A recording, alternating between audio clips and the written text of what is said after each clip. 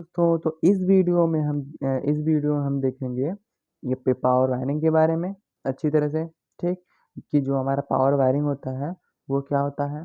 ठीक, तो स्टार्ट करते हैं वीडियो को दोस्तों।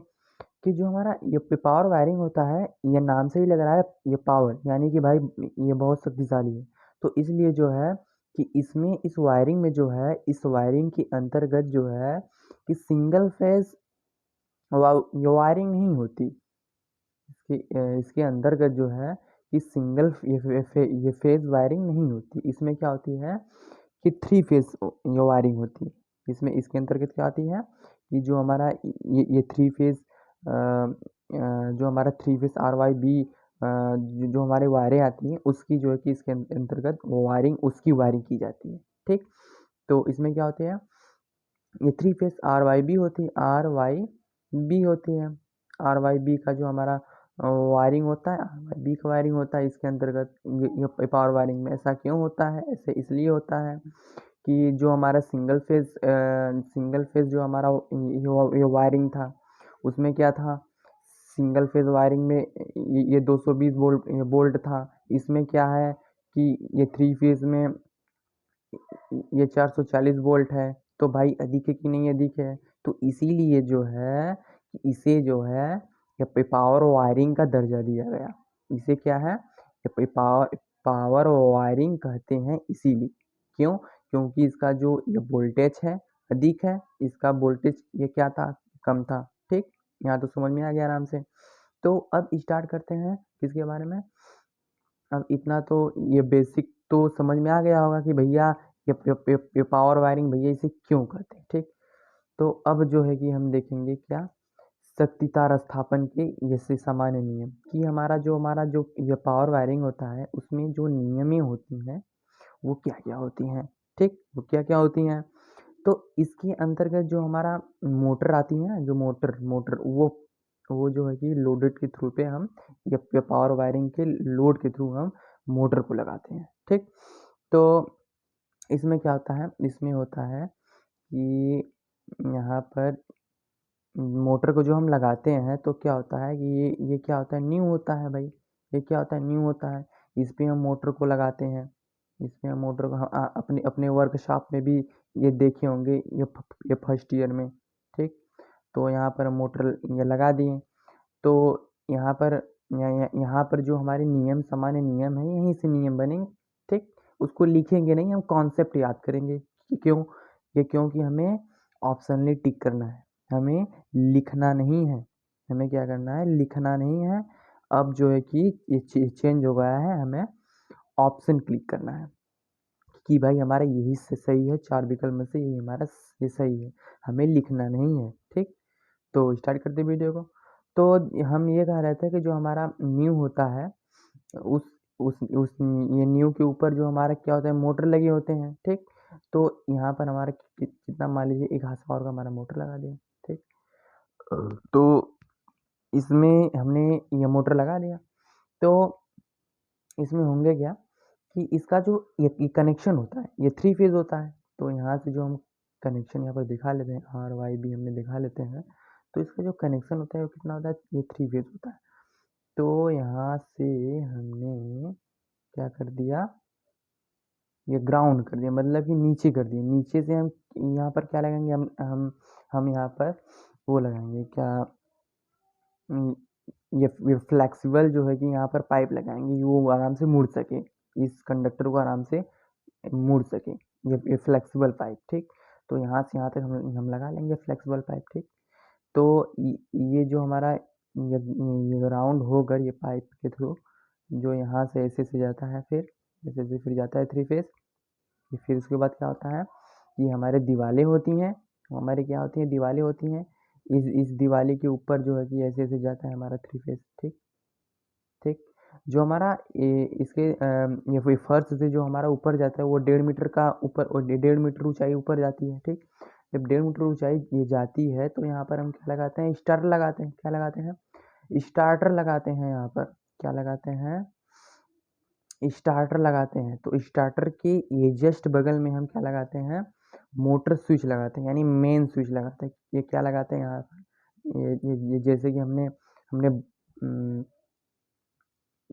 ये ये बैक व्यू लिए हैं, हमने ये फ्रंट व्यू नहीं लिए हैं, हमने बैक व्यू लिए हैं। मतलब कि हमने ये दीवार मान लिए हैं और जो है कि हमारा हमारा मोटर है, हमने यहाँ से पीछे से इसके पीछे से हमने करके ये हमारी दीवारें हैं, हमारी क्या है, ये दीवारें हैं। इसी पे जो हमारा स्टार्टर लगा है और उसकी बस वो उस पार चाहे इस पार जो है हम क्या लगाएंगे, ये मेन स्विच लगाएंगे। किसके लिए? मोटर के लिए। मोटर के लिए मेन स्विच लगाएंगे इसके जस्ट बगल में। तो यही हमारे ये सामान्य नियम है कि ये भाई हम यहाँ से यहाँ तक कुछ भी ये मान लेते हैं कि जो हमारे न्यू का ये न्यू का ऊंचाई हम कुछ भी यहाँ पर इंडियन इलेक्ट्रिसिटी रूल के अनुसार हम ये मान सकते हैं कि हमारा ऊंचाई कितना होगा।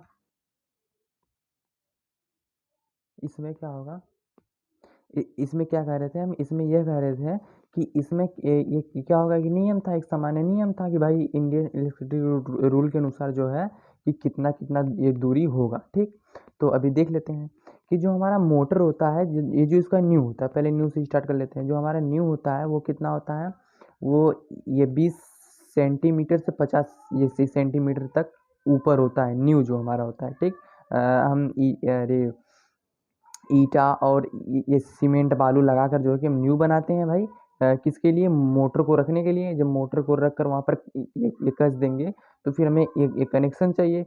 अब कौन कनेक्शन होगा, अब थ्री फेज इंडक्शन, ये थ्री फेज इंडक्शन मोटर होगा, हो तो होगा कि नहीं होगा। अब भाई थ्री फेज इंडक्शन मोटर होगा ही। अब थ्री फेज को कनेक्शन देना है, तो जब अब उसके बाद ये क्या करेंगे, यहाँ से हम ये थ्री फेज जो है कि यहाँ से हम ये कनेक्शन यहाँ से हम ये दे देंगे यहाँ से। तो पहले हम ये क्या करेंगे कि यहाँ पर मान लीजिए हमारा ये मेन स्विच है, ये क्या है, ये मेन स्विच है। जब ये मेन स्विच जब ये कनेक्शन ये जाएगा तो कहाँ पर जाएगा, स्टार्टर में। जब स्टार्टर में जो कनेक्शन जाएगा ये थ्री फेज जाएगा, ये क्या जाएगा, ये थ्री फेज ये जाएगा। तो यहाँ से हमने ये कनेक्शन दे दिया यहाँ पर, फिर यहाँ से ऐसे ऐसे फिर आएगा हमारा। ठीक, हमारा जब आएगा तो ये कितना नीचे आएगा, ये 1.5 मीटर आएगा। कितना नीचे आएगा, 1.5 मीटर आएगा। उसके बाद ये क्या होगा, इसके बाद जो है कि हमारा ये 20 सेंटीमीटर ये ज़मीन के अंदर जाएगा, 20 सेंटीमीटर ज़मीन के अंदर जाएगा। और इसमें जो है, इसमें जोड़ होनी नहीं चाहिए। इसमें जो है ये ये कहीं भी इंडियन इलेक्ट्रिसिटी रूल है, ये एक रूल है कि भाई इसमें जो है कि जोड़ होनी नहीं चाहिए। जो हमारे कंडक्टर लगेंगी उसमें जोड़ नहीं होनी चाहिए। तो यहाँ से हम क्या करेंगे, कनेक्शन देंगे यहाँ से और यहाँ पर उसके सपोर्ट के लिए हम यहाँ पर ये पाइप लगा देंगे। ये क्या लगा देंगे, यहाँ पर पाइप लगा देंगे। ठीक, ये मजबूत पाइप होगा तो यहाँ पर हम यहाँ से लगाकर उसके बाद इसके अंदर भी ये पाइप लगा देंगे।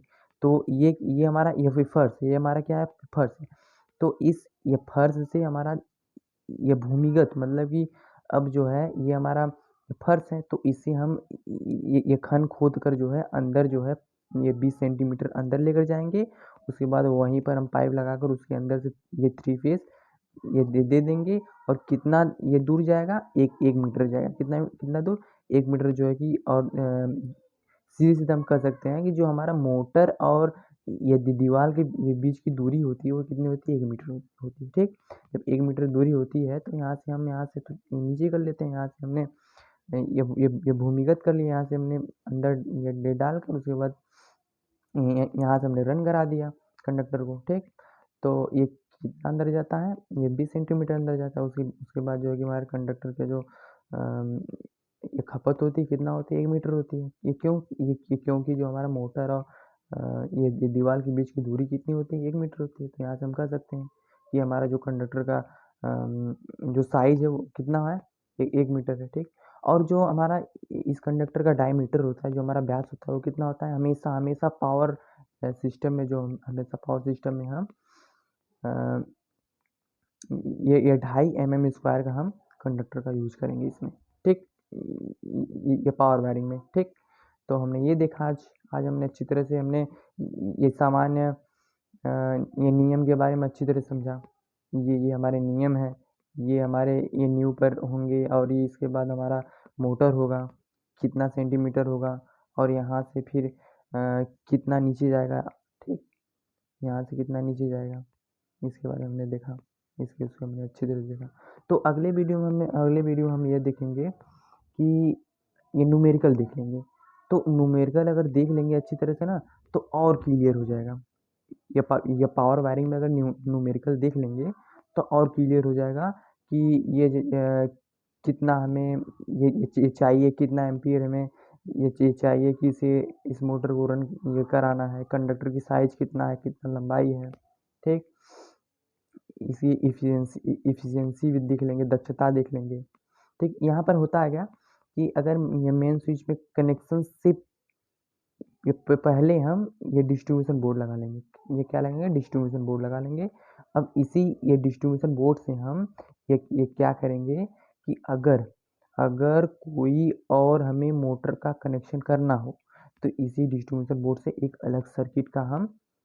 अलग सर्किट निकाल कर हम एक और मोटर यहाँ पर लगा सकते हैं इस डिस्ट्रीब्यूशन बोर्ड से। ये जो हमारा डिस्ट्रीब्यूशन बोर्ड है इसमें इसमें अलग अलग ये सर्किटों का वितरण करता है, मतलब डिस्ट्रीब्यूट करता है, ठीक। तो अलग अलग हम यहाँ से डिस्ट्रीब्यूट कर सकते हैं, तो अलग अलग यहाँ से डिस्ट्रीब्यूट कर सकते हैं, ठीक। तो ये डिस्ट्रीब्यूशन बोर्ड का ये काम होता है। उसमें उसमें होता क्या, उसमें जो है कि ये बस बार लगे होते हैं ये 3 फेज का, तो उसी में कनेक्शन इससे कर लेते हैं। हाँ, तो आज हमने ये देखा, हमने ये पावर वायरिंग के बारे में अच्छी तरह समझा, ठीक। कि ये पहले जो हमारा एनर्जी मीटर में आता है, एनर्जी मीटर भी यहाँ पर हम छाप लेते हैं। एनर्जी मीटर में पहले आता है हमारा, पहला क्या आता है? एनर्जी मीटर में, एनर्जी मीटर से डिस्ट्रीब्यूशन बोर्ड तक, ठीक। उसके बाद हम देखेंगे कि कितना मोटर लगा है, कितना नहीं लगा है, तो उसके हिसाब से हम ये सर्किट का वितरण करते हैं। ये डिस्ट्रीब्यूशन बोर्ड जिसे कहते हैं हम, तो वहाँ से वितरण कर लेते हैं। मान लीजिए एक मोटर लगा है तो एक मोटर यहाँ से वितरण कर गया।